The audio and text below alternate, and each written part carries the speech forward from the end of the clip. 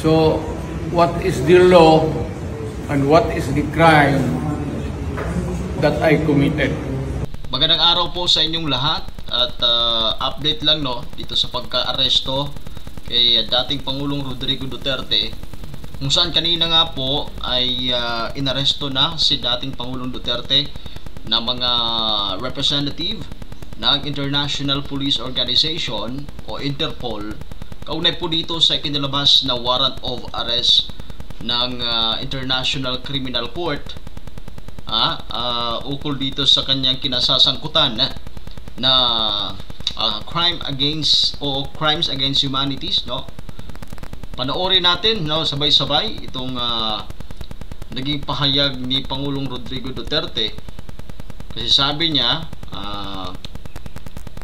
question ni Pangulong Duterte itong legalities dito sa kanyang detention, lalo na po sa validity sa pagsilbi ng warrant of arrest sa kanya.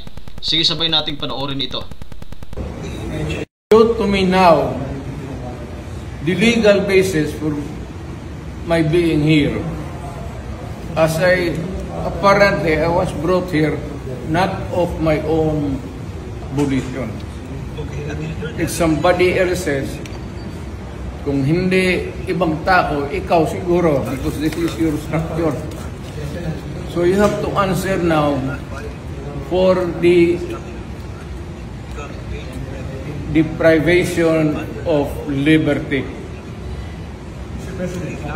Kung general naman kayo, alam mo ba na hindi man lang siya na-serve kung anong kaso kung sinacharge sa kanya ngayon? Hindi niya alam. Kahit na PI man lang. Alam mo, ang charge sa kanya nasa dyaryo lang.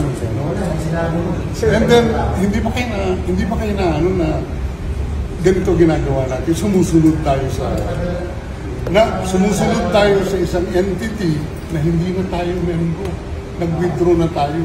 And yet, sir, you are the Prosecutor General. Yes. You know how to exercise due process. Before you can even file charges, you have to file a complaint. We have to file a counter affidavit.